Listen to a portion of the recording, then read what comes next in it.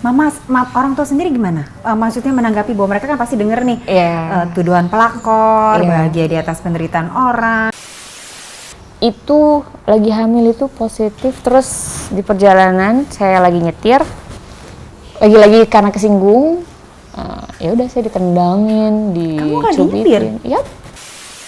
Itu kenapa bisa marah-marah gitu? Kalimat apa sih yang kamu keluarkan yang membuat ya ampun, cuman gara-gara dia. Jadi itu pertama kali orang tua melihat kamu mengalami KDRT? Ya, dan besoknya itu kita mau adain resepsi. Yang pas honeymoon itu kan ada teman-teman. Ketika kamu kekerasan fisik itu terjadi gitu ya, apakah nggak ada yang mencoba untuk melerai? Melerai banget. Udah Fat, lo balik deh gitu, tinggalin Nadia. Nggak ada, gue balik, Nadia balik. Kayak gitu, sampai sekeras itu. Dan teman-teman tidak ada yang bisa menahan kamu karena kan takut, ini melihat kondisinya life threatening ya gitu. Itu karena mereka takut. Sampai di situ yang punya villanya pun datang, Mas, ke Alfata gitu. Mas tolong dong jangan bikin keributan, masalahnya sampai hancur barang-barang yang mereka itu merugikan banget buat mereka. Jadi tolong dong Mas, mau pergi atau udah, maksudnya jangan bikin keributan lagi. Ya saya nggak akan bikin keributan lagi, dia bilang gitu. Oke. Sebelumnya sudah dibully netizen gitu ya, kemudian abis itu baru honeymoon sudah itu mengalami kekerasan itu kan. Apakah ada nggak sih waktu itu kamu, ini karena saya ngeliat flow-nya ya, kan pernah kamu dibully netizen, dibilang pasti pelakor lah, bahagia di atas ini ya. Ada nggak sih waktu itu kamu terpikir, ya udah deh ini dipertahankan aja deh demi supaya nama baik di netizen juga, di apa yang biar aku pengen buktiin bahwa yang aku pilih itu bener. Itu sempat terlintas juga nggak sih? Jujur itu terlintas, tapi bukan karena netizen, tapi karena kasihan orang tua aku ya. Waktu itu sih, jadi gue bonyok deh gitu. Tapi orang tua nggak malu gitu. Maksudnya apa yang udah gue perjuang ini, sampai begging ke mama restuin dong, apa dong. Mama, orang tua sendiri gimana? Maksudnya menanggapi bahwa mereka kan pasti denger nih tuduhan pelakor, bahagia di atas penderitaan orang gitu kan. Awal-awal ya, nggak apa-apa Neng, maksudnya kayak yuk bisa yuk gitu, kayak gitu nyemangetin awalnya. Karena mereka meyakini ini berjalannya memang akan menuju perceraian gitu kan. Ya betul, kayak gitu. KDRT, pada saat KDRT dilakukan? Nggak bilang. Jadi mereka tidak tahu? Nggak tahu, yang tahu teman-teman aja sama diri sendiri. Jadi aku tumpuk di sini aja terus. Sekarang sudah tahu dong tapi? Udah tahu. Sekarang gimana pendapatnya? Ya udah, jangan pernah deketin lagi, itu sangat membahayakan dari kamu sendiri. Dia bilang gitu. Nggak apa-apa deh mama malu atau keluarga besar malu. Kamu baru nikah udah pisah lagi, nggak jadi masalah. Yang penting nyawa kamu selamat. Dan mental aku selamat. Di titik mana kamu akhirnya, nggak semua orang loh Nat, saya punya banyak banget yang datang ke tempat konseling itu yang bisa sampai bertahun-tahun nggak bisa lepas gitu kan. Dan ya kamu pasti merasakan lah, makin lama itu kan makin terjerat dan makin dalam kayak lumpur hisap ya gitu, dan itu makin susah untuk keluarnya. Kamu dalam waktu yang cukup singkat bahkan sebenarnya, walaupun kasih ini rasanya udah kayak forever and ever gitu ya, nggak kelar-kelar, tapi kamu dalam waktu yang secara dibandingkan yang lainnya ya, korban KDRT secara singkat ini bisa kemudian memutuskan, iya kelar, itu pengalaman. Di titik. Jadi sebelumnya juga mengalami KDRT? Udah. Tapi tidak separah ini ya. Aku cuma kayak dicengkram doang, tapi itu udah menurut aku udah kasar ya. Maksudnya kayak dicengkram biar diem. Itu sebelumnya aku mengalami di bulan Desember. Itu aku kayak dicengkram doang biar maksudnya jangan pergi, buat biar sama diem. Sama suami? Sama pacar. Okay. Dicengkram doang, aja itu udah trauma gitu. Dan aku langsung kayak ambil keputusan, this is not good for me. Udah deh, kayaknya harus pergi gitu.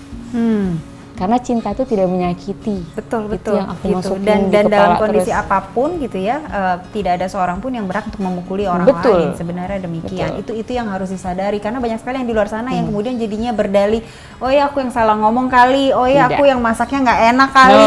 Ada salah satu yang datang ke tempat saya praktek hanya gara-gara makannya keasinan, terus tapi dia mengatakan ya aku yang salah kali, masaknya keasinan gitu. Padahal nggak begitu gitu. Dalam kondisi apapun itu tidak dibenarkan. Gitu. Dan kamu luar biasa sekali gitu dalam kondisi yang tadi seperti saya bilang, dalam jangka waktu sebenarnya dibandingkan yang lainnya gitu ya, bisa kemudian memutuskan untuk udah deh nggak bisa deh. Tapi sebelum sampai pada titik untuk mengakhiri ini, ada nggak sih usaha-usaha yang kalian lakukan? Konseling? mediasi, ya gitu-gitu deh. Sebenarnya dia abis pukulin aku pas COVID itu, positif COVID itu, dia ngebaikin. Keluarganya pun kayak, udah dong jangan dikepolisikan, yuk maksudnya yang sudah ya sudah, maafkan, kita mulai lagi atau segala macam. Tapi menurut aku nggak bisa ya itu ya, pasti diulangi lagi karena emang sudah berulang-ulang gitu. Waktu yang hamil, kamu lagi hamil itu apa yang terjadi, Nat? Itu lagi hamil itu positif, terus di perjalanan saya lagi nyetir, lagi karena kesinggung, ya udah saya ditendangin, Kamu lagi nyetir? Yap, itu sangat membahayakan kan. Belok kanan, udah kacau deh, apa minggir hamil beberapa berapa kali. bulan? Itu hitungannya baru kayak telat seminggu. Tapi udah ada hasil test pack, udah positif. Udah Dia menyadari juga bahwa anaknya lagi, saya lagi hamil, dia tahu lah. Oke.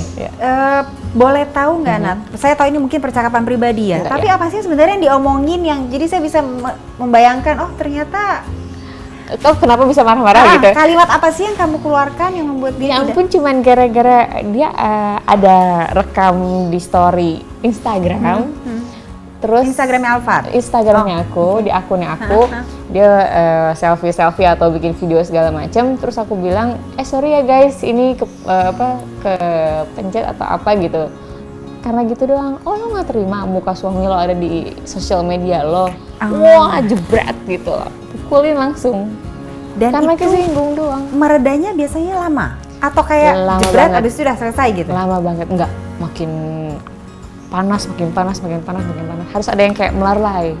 Dan kalau lagi di mobil kan gak ada siapa-siapa, waktu itu kamu berdua doang? Aku berjuang sampai ke rumah ibuku, itu kayak dia turun, dia mukulin lagi, dia segala macam. Sampai sudah ada ke rumah orang tua? ibu. Ya sudah ada orang tua, baru kayak udah dong nak, gitu.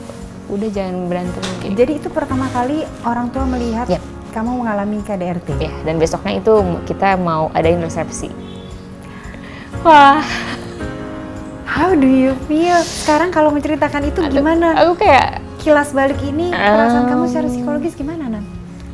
Kenapa sih nggak usah resepsi lah waktu itu kalau memang akhirnya udah gitu. Ngerti gak sih Kak, kayak udah aja lah gitu. Keputusan yang aku omongin celetuhkan di mobil tuh kayak udahlah kita nggak usah nikah aja gitu.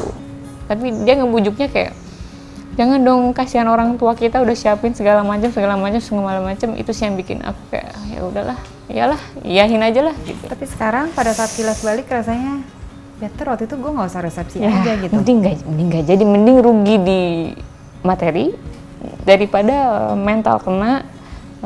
Ya udah gitu. Pada saat resepsinya, Nat, saya nggak bisa membayangkan gimana. Nggak ada yang senyum. Masa? Yes, kalau dilihat dari secara foto kakak saya, ibu saya itu kayak apa sih gitu. Oh ya? Yes. Sementara dari pihak sana masih senyum-senyum aja.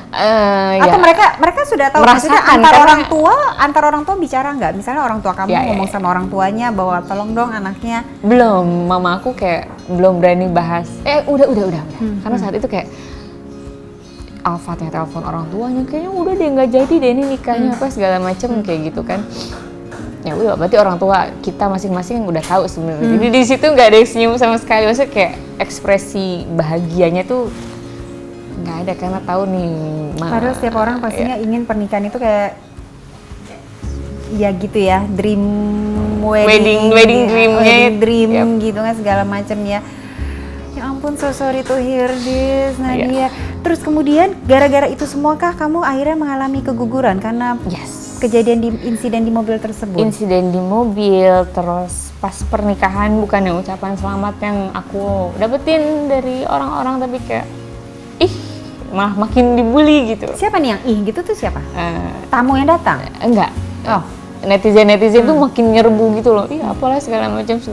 Terus habis itu dianya makin ini juga makin keras juga sama aku, udah makin ngeluarin kepribadian yang aslinya dia gitu. Ya udah sih buat aku kayak stres, terus ya udah menstruasi biasa. Dan ketika keguguran makin sedih juga.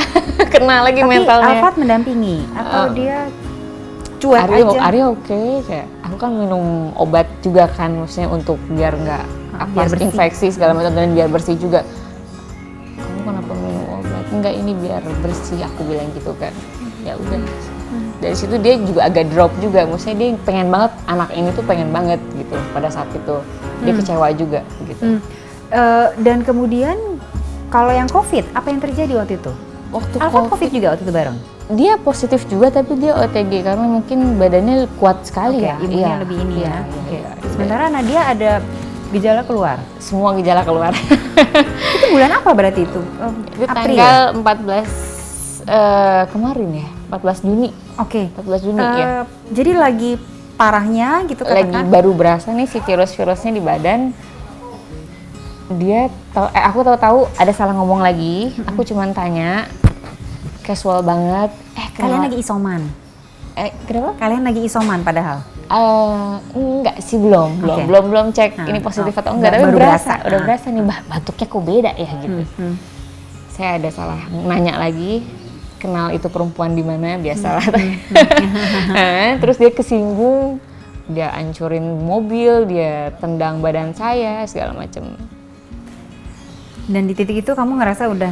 Di titik itu udah, aduh ampun deh nih gitu. Pas sampai apartemen, di depan orang banyak, aku minta tolong, dia makin teriak-teriak, makin nonjok, makin apa segala macam. Sampai unit makin jadi lagi. Pintu dikunci, set diambil, handphone diambil, ya udah jadi samsak. Padahal udah lemes banget tuh badannya gitu. Kalau kamu bersedia, saya ada sedikit tas, nggak apa-apa ya? Kita mau ngecek aja gitu. Ini hanya checklist aja kok, gitu ya. Jadi ini tes mengenai gangguan stres pasca trauma. Jadi ada yang namanya gangguan stres setelah trauma terjadi, gitu kan. Nah ini kita pengen ngelihat sebenarnya apakah kamu punya gangguan tersebut atau tidak, gitu kan. Ini hanya sekedar untuk ngecek itu aja. Ini saya ambil dari Perhimpunan Psikologi Amerika, gitu ya. Karena di sini saya belum nemu yang ininya sejajarnya. Oke ya. Kamu hanya tinggal jawab iya atau tidak. Oke. Apakah kamu pernah mengalami kondisi-kondisi yang cukup life threatening, mengancam ke jiwa kamu yang mengakibatkan ketakutan yang luar biasa, perasaan tak berdaya dan juga perasaan horor luar biasa? Yes. Iya banget ya. Apakah ada beberapa hal di bawah ini yang kamu rasakan? Pertama ada mimpi atau memori terus-terusan berkaitan dengan itu, jadi repeatedly muncul terus-terusan, ada tidak? Ada. Oke. Kemudian apakah kamu ada perasaan gitu ya kalau ini lagi terjadi lagi sekarang, walaupun enggak nih, tapi kayaknya ini lagi terjadinya gitu. Sampai merinding. Iya. Saya merinding. Nggak apa-apa ya Nat ya. Walaupun mungkin ini nggak nyaman buat kamu, biar kita bisa lihat gitu ya. Ada tidak stres emosi atau bahkan fisik yang cukup intens? Stres fisik tuh bisa tiba-tiba kayak asam lambung, tengkuk tuh pegel banget, atau sakit kepala gitu kan, yang kamu rasakan beberapa ya dalam waktu yang tadi saya bilang itu. Kalau lagi kamu ingat hal-hal tersebut berasa ya. Oke. Apakah kamu kadang-kadang suka menghindari untuk mengingat hal-hal tersebut? Apakah dari sisi pikiran, perasaan, atau bahkan mempercakapkan itu? Kadang-kadang pengen males gitu, ada nggak? Ya sebelum kesini juga kayak iya, makanya tadi saya bilang kamu luar biasa banget mau berbagi di sini. Tapi ini sama kakak, jadi aku pengen banget dateng gitu loh. Iya, karena pasti bismillah ya. Kemudian apakah kamu ada pengen menghindari kegiatan-kegiatan atau tempat atau orang yang mungkin bisa mengingatkan kamu akan kondisi tersebut? Ada. Gitu sih. Ada nggak kamu kondisi kamu yang blank aja, beberapa hal kayak lupa tapi inget tapi ntar lupa lagi gitu? Iya, itu kenapa ya? Bisa ya karena gini, ya, ketika ada sesuatu yang cukup menyakitkan buat kita itu punya defense mechanism yang kayak erase dulu deh gitu. Padahal itu sebenarnya nggak lupa. Jadi sesuatu yang pernah terjadi sama kita itu pasti sudah terekam di dalam memori. Jadi sebenarnya nggak lupa, tapi karena itu terlalu menyakitkan, nggak enak atau nggak penting gitu kadang-kadang ya. Itu tuh kita suka kadang-kadang mencoba untuk kayak nutup pintunya. Ditutup dulu deh. Iya, kayak pintunya ditutup. Tapi bukan berarti dia hilang, karena dia ada di alam bawah sadar ini. Gitu. Ini cuma dipaksa masuk ke dalam. Nah, nanti bisa aja suatu saat misalnya kamu jalan keluar, tiba-tiba ketemu orang kayak misalnya deket sini nih, ini beneran ada. Di sini ada sekolah Alphard loh namanya. Kalau mungkin lewat, itu tiba-tiba Alphard tuh dateng gitu. Nah, itu bisa. Jadi yang di bawah ini sebenarnya nggak hilang, dia hanya masuk ke dalam. Kita anggap kita lupa dengan kejadian trauma tersebut, tapi nanti bisa kalau ada colekan-colekan apa ini kebuka nih, dan ini bisa keluar lagi. gitu. Berbahaya kalau kita masih denial terus. Jadi sebenarnya proses untuk pembuat damai itu adalah menerima kondisi ini yang nggak enak ini. Jadi ketika pun tiba-tiba lagi kecolek apa, mungkin ada sedikit teng gitu kan, tapi nggak semenyakitkan kalau dia tiba-tiba nongol sendiri. Itu yang sebenarnya yes gitu. Jadi proses menyangkal itu sebenarnya harus perlahan-lahan harus kamu latih untuk tidak lakukan gitu. Ya ampun Nadia, thank you banget for coming ya. Terima kasih untuk berbagi buat semua. Ini jadi bahan pembelajaran khususnya untuk mereka-mereka yang lagi mengalami trauma mungkin, bahkan mungkin pernah atau masih mengalami kekerasan gitu kan. Kadang-kadang dibutuhkan keberanian untuk berubah. Jangan takut keluar dari situ sih. Iya gitu, dan itu butuh keberanian banget dan itu yang harus kamu apresiasi sama diri kamu sendiri Nadia. Saya doakan semoga kedepannya lebih ringan lagi perjalanannya. Kadang-kadang mungkin naik turun kayak roller coaster, tapi namanya hidup ya. Tapi yang pasti makin hari akan kalau rasanya lebih ringan emosinya, then you are on the right track lah gitu. Amin. Sekali lagi terima kasih banget ya. Insya Allah kita ketemu lagi suatu saat ya. Thank you.